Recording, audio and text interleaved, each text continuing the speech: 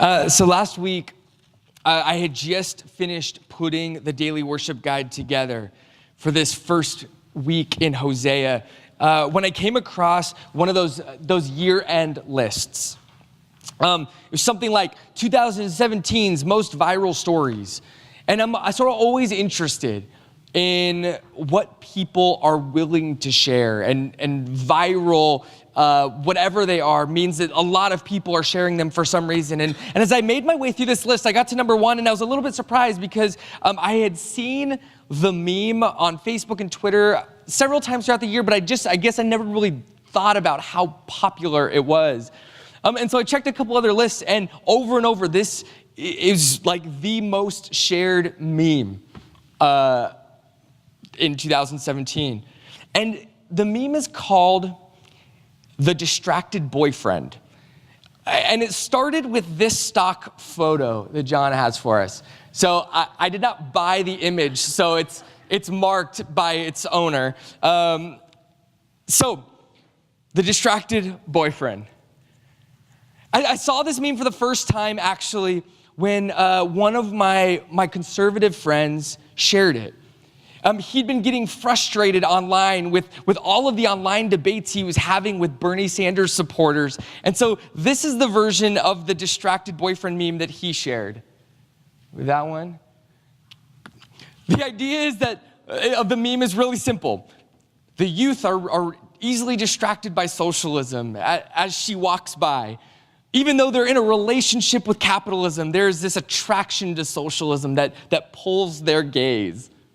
This was my friend's meme. He was pretty excited about it. I don't know if he made it, he just shared it. Because I'm a nerd and I did a little bit of research, the version of this image that actually kicked off its popularity showed up on a progressive rock music page. And I don't know how many of you are familiar with Phil Collins, but here you can see Phil Collins in a relationship with progressive rock, but turning back to look at pop music. In this meme, right, you catch the idea that by turning back to pop music, Collins is somehow being unfaithful to his prog roots. In the spirit of Christmas, which just ended, we've got a special Christmas version. No words are even needed for this meme, just photoshopped heads.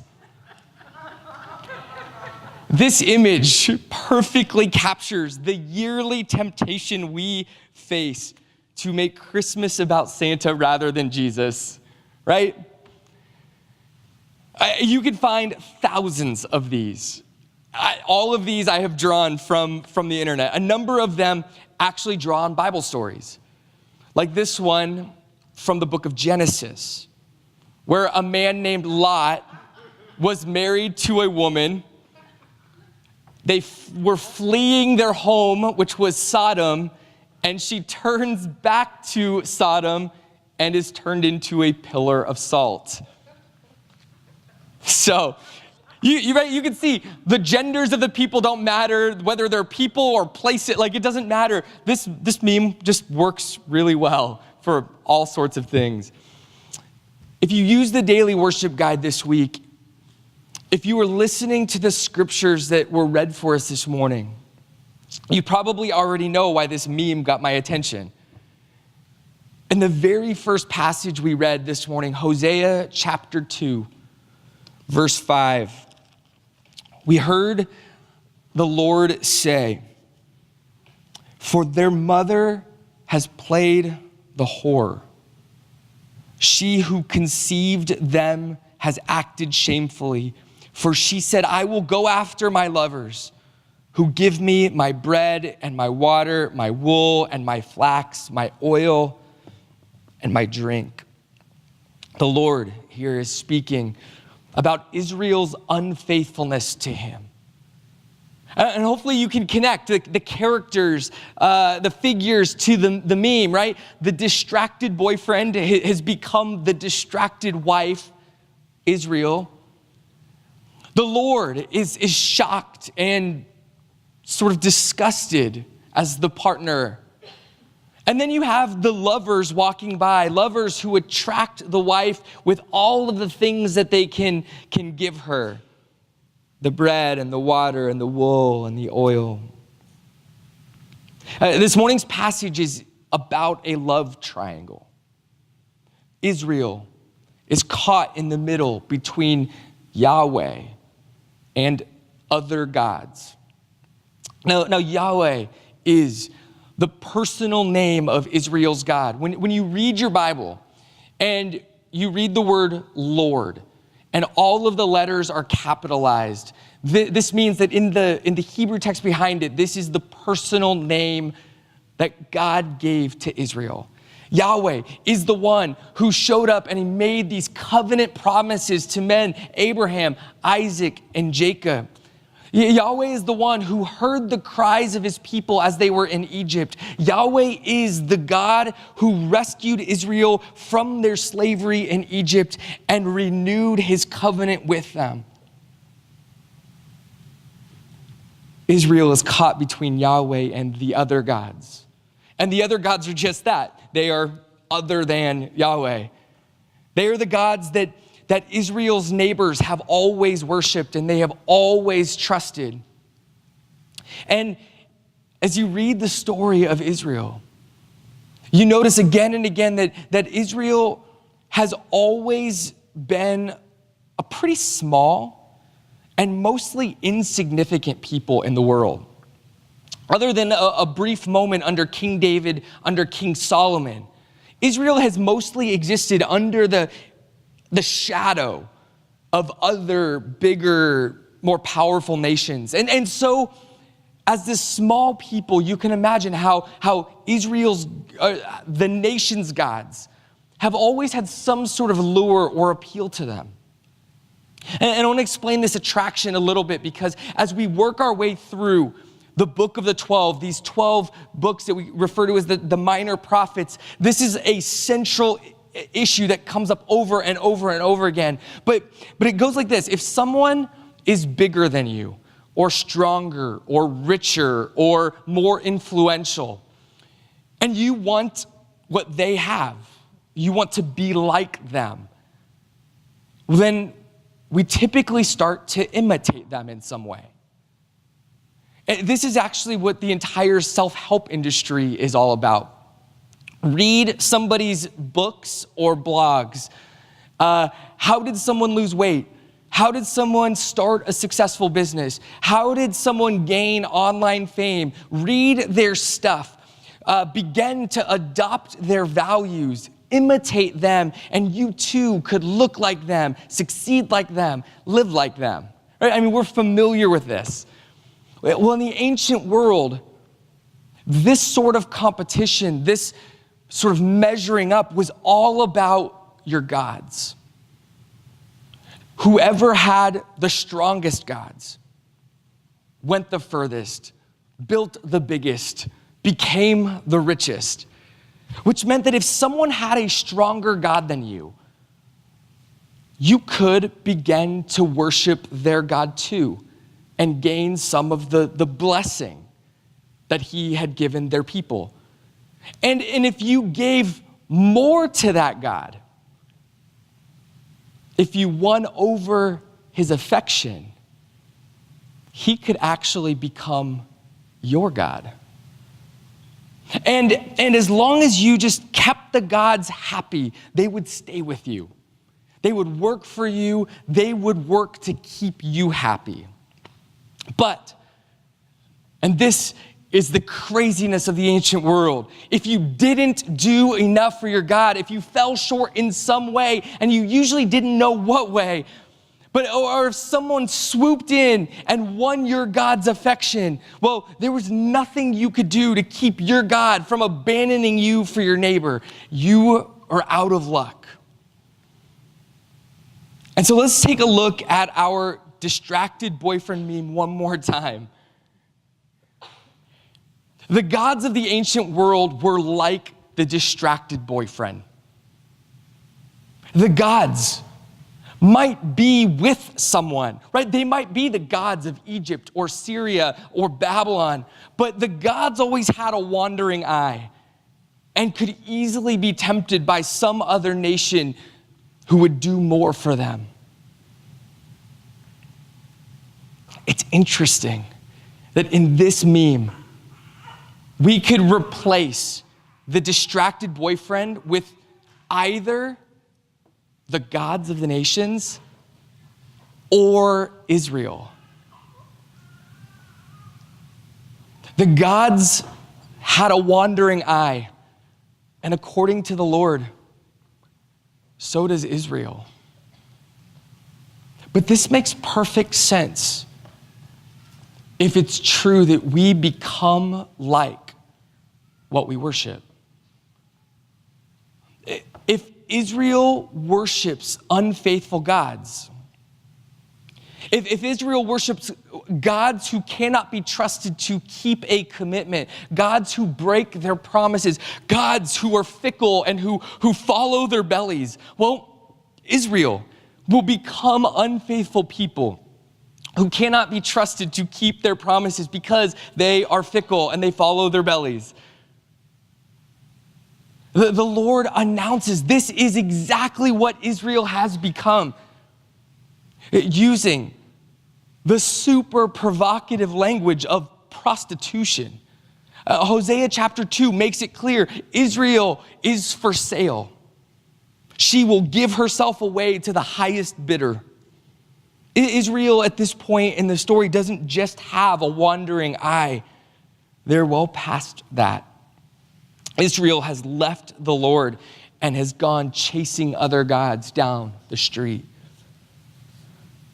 And it's interesting what Israel has gone looking for from these other gods. In verse 5, we were told that Israel went after her lovers, who gave her bread and water, wool and flax and drink. In other words, she's looking for her providers. Someone has been keeping her alive, feeding her, clothing her. And when she looks around, she sees a couple of things. Times have been tough for Israel at this point in their history. The country's divided. They've been defeated over and over in battle. They've had some famines. They've had some other struggles. And at the same time that she sees how hard life has been for her, she also notices that her neighbors seem to be thriving and eating well. And so even though Israel is just surviving, she begins to assume that it's her neighbors' gods who have been feeding her. Clearly, Yahweh, Israel's God, hasn't been coming through on his side of the bargain. He's just not really doing it for them anymore. This is your classic green grass scenario. For Israel, the grass looks greener on the other side. And so in verse 7, we're told what Israel does about it. She shall pursue her lovers, but not overtake them, not get them. She shall seek them, but shall not find them. Israel will go looking for these other gods. And in the words of the great band U2, we think, I have climbed the highest mountains. I have run through the fields only to be with you. I have run, I have crawled, I have scaled these walls, these city walls, only to be with you. But I still haven't found what I'm looking for. The Lord says she shall seek them, but shall not find them. Israel will go looking for greener grass, but the moment Israel gets there, Israel will do the same thing to that grass that she did where she was before. She will kill it. And we keep reading in verse 7. Then she shall say, I will go and return to my first husband, for it was better for me then than now. And she did not know that it was I who gave her the grain, the wine, and the oil, and who lavished on her silver and gold, which they used for Baal. Such an incredible and heart-wrenching twist in the story, right? Israel, as the distracted wife, has lost faith in Yahweh, who has been walking with her every step of the way, her husband and her provider. But Israel has lost faith, so much so that she's begun to look at the things that she has, her food, her water, her clothing, and her wealth, and she doesn't see the Lord as the giver of these gifts. In fact, talk about betrayal. We just read that Israel is using the gold and the silver that Yahweh has given her, and she is regifting it. Regifting them as gifts for Baal and other gods. Right? If you were offended by somebody regifting something you gave them, but they not only regift it, but they regift it to your enemy. This gets close to the idea here. And so Israel leaves Yahweh and goes searching for these other gods. But we're told that she won't find what she's looking for. And there's a really simple reason for this. What she's looking for doesn't exist. Like, this might seem like a sort of duh statement for us. But in the ancient world, the possibility of many gods existing was the dominant belief in the world. Even though Yahweh attempts to undo this belief in the Israelites at every point in their story, they just have a hard time shaking it. And while it might seem silly to us that people would believe in multiple gods, I think that there's something in their experience that can help us recognize and resist the temptation to be unfaithful. Whether it's a commitment to God, or whether it's a commitment to our spouse, or a job, or a church, or something, anything that we've made a promise or a commitment to, there is often a lie of some sort, or a number of lies that we have believed that tempt us to be unfaithful. If the grass looks greener on the other side, one of the lies that we've been telling ourselves is that it's probably the other person's fault. Right? We start to blame whoever it is that we're committed to. If marriage isn't going well, it's my spouse's fault. So if I leave and find greener pastures, things will be better. If life isn't going well, maybe it's God's fault. If work isn't going well, it's my company's fault. And so we seek to blame. Or another way that we lie to ourselves is by looking at what we have. Maybe it's our income or our home or our family or our possessions. And we begin to believe the lie that we did something, that we're super special in our abilities, that we did something to deserve these things. We earned them. God didn't help us with them. Our spouse didn't do anything to help provide them. We could have earned all of this at any job. We're just that good. And so we want the stuff, the lifestyle, the possessions, the family, but without the one who either gave them to us or at least helped us get there. Can you hear the different lies that are at work in these? When things aren't going well, we take less of the blame. When things are going really well, we take more of the responsibility. When things look better somewhere else, we deserve to be happier. Whatever the lie is, it creates a wedge between you and your partner. Again, whether that's God or a spouse or a business partner or a friend. The sense that you're not in this together. They've wronged you. You're carrying them. You deserve something else. Whatever the wedge, it makes you susceptible. The moment then someone walks by offering to set you free, offering to give you what you think you've been looking for, you become the distracted boyfriend. Unfaithfulness is the path that you are on. And as Israel teaches us, you will seek, but you will not find. Because the thing that you are looking for is a lie. You let it take hold in your mind, and you allowed yourself to believe that it was real, but it doesn't exist. At least not in the form that you imagined. And so eventually you will find yourself looking back, longing for what you had, realizing what you had was real, and now you have nothing. Because what you were looking for just doesn't exist anywhere except your imagination. I think in this way that the distracted boyfriend meme is this powerful visual warning for us.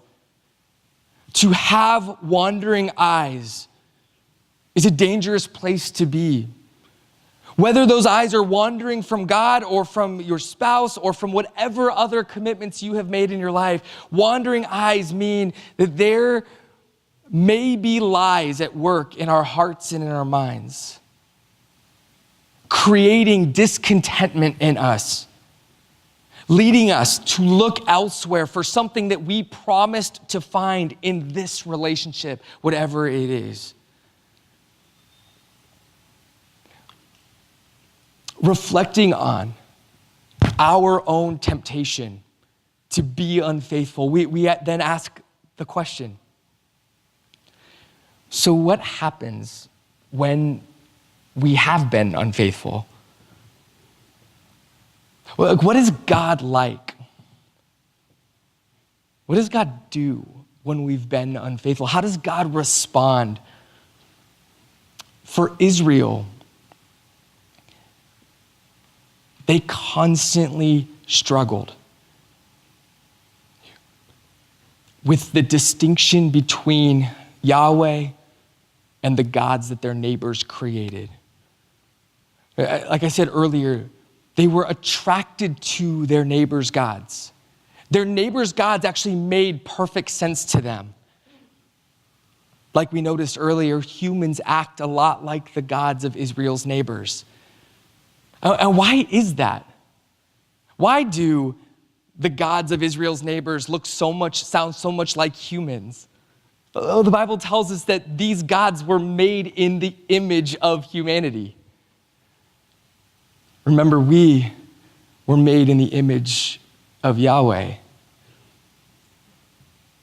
But humans, corrupted by sin, with disordered desires, minds set on the flesh, are pretty good at creating gods who look a lot like us, who take all of our worst features and we project them on divine beings who are running the world. And the gods, they become just like us, just more powerful. And this is essentially what Greek mythology was. This tends to be what most people are more familiar with. But if you read these stories, they're basically a bunch of glorified men and women with superpowers, running around behaving badly. And there was something really justifying about these stories. If this is what the gods are doing, surely we can as well. And this is Israel's problem. They had a really, really hard time believing that their God was different. And this is what I love about the First Testament. What an honest assessment of their own life this book is. Constantly saying, man, we struggle to really believe that our God is different than all of the gods that we would make on our own. And I think when we're really honest, sometimes when we look at some of the things that we do and the ways that we live and the ways that we interact with God, I think that in us are often some distorted, broken ideas about who God is, that he's truly different. Israel often wondered, if God is with us,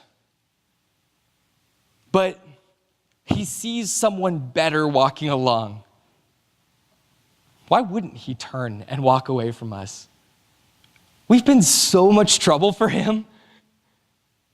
You can hear this constant question through the First Testament. Israel wants to know if they can really trust that Yahweh is going to be faithful to them. Or is Yahweh a distracted boyfriend like every other God in the world? Or if God isn't the distracted boyfriend, what happens when we have been the distracted boyfriend? Does God turn into a bitter and jealous monster? Again, the way that the gods of their neighbors turned. Scorned and humiliated. Does God pay back his people for turning away from them and humiliating him? This is interesting. Chapter 2 in Hosea, we keep reading. In verse 13, this is an uncomfortable verse because it says, the Lord says, I will punish her for the feast days of the Baals when she burned offerings to them and adorned herself with her ring and jewelry and went after her lovers and forgot me, declares the Lord. I don't know about you, but this sounds exactly like the gods of Israel's neighbors. Punish people who wrong you. Make people pay when they hurt or they embarrass you. And it sounds exactly like every jealous lover I've ever seen in any movie ever, right? Yahweh sounds just like this if we don't keep reading. But we have to keep reading because the next word is therefore. Everything that follows is a response to what has just been said. And this is incredible. Therefore, this is how the Lord is going to punish his unfaithful people. I will allure her and bring her into the wilderness and speak tenderly to her. That doesn't sound like punishment. He goes on, and we heard this earlier as Jane read it. No, Penny read this one. He goes on to promise himself to her. He offers to bless her with abundance. He wants to give her hope. He wants to restore what she has given up. The Lord offers to be her husband after she's been unfaithful to him. And then he reaffirms his covenant promises to her. He offers himself saying she can be in right relationship with him. He promises to work for her good. He promises to love her with an enduring love. He promises to show her mercy when she falls short. He promises to be utterly faithful to her. Like, you know what this sounds like? I will. Sounds a lot like I do. These sound like wedding vows. And God's punishment doesn't exactly sound like what we would call punishment. But actually, his punishment reminds me of Paul's instructions in his letter to the Romans when he says, let love be genuine. Hate what is evil. Cling to what is good, Paul says. How do you hate what is evil? Well, Paul goes on, do not be overcome by evil, but overcome evil with good. If your enemy is hungry, feed him. If he's thirsty, give him something to drink. For by doing so, you will heap burning coals on his head. The punishment you give to the evildoer will be kindness that will feel nearly unbearable in the light of the wrong that they have done to you. What do you do when someone is unfaithful to you? You hate their unfaithfulness by overcoming it with good. Like if your enemy has hurt you, you bless them. If someone has been unfaithful to you, you be even more faithful to them because this is what God does. That this is who God is according to the scriptures. The book of Hosea opens with God directing Hosea to love faithfully a woman who is going to crush his heart, who will reject him, who will turn from him, who will be utterly unfaithful to him. And yet, when all of this happens to Hosea, God tells Hosea to keep pursuing her, to remain committed to her, to not walk away. And God tells Hosea, this is who I am. I want you to show my people in your life, in your pursuit of this woman, that this is what I am like. Do this and show everyone who I am. That's how the book of Hosea opens, these chapters that we're looking at. In the book of the 12, that starts with Hosea and ends with Malachi, that we'll get to in like May, maybe later, sometime later this year. God is intensely invested in this message. When we get to it in the book of Malachi, the last book of these prophets, God will declare, I hate divorce. Now, this isn't a definitive statement about those who somebody else has made them get divorced. This isn't anything like that, but it's a powerful statement that has a purpose. Because in Malachi, God holds the people's ability to maintain faithful marriages alongside their ability to remain faithful to him.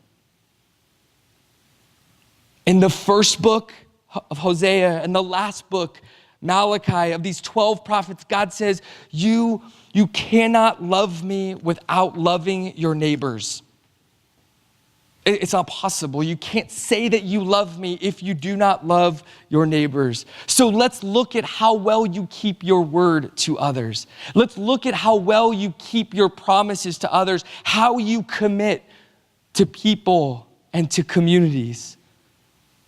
And so Hosea and Malachi together, they hold up a mirror for God's people. And what we see when we look at that mirror often says more about who we worship than our words ever will. But when Hosea and Malachi aren't holding up a mirror, they're holding up an image. It's an image that is really hard for the Israelites to see. It's an image that's hard for them to grasp, but it's an image of their God. But this God seems so foreign. And he calls himself holy. And for the Israelites, it feels more like a shadow than anything else. They struggle to grasp a hold of who this God is and what he is really like. But that shadow that's seen in the image that Hosea and Malachi hold up is connected to the one who would come and be for us the visible image of the invisible God. So on this Epiphany Sunday, we remember that Jesus came into the world as light to reveal to us the heart and the love, the grace and the truth of the Father. And it is in Jesus that we see definitively how God responds to his wayward, unfaithful creation. He bears with us. He suffers with us. He suffers for us. He suffers by us. He dies while we were still his enemies.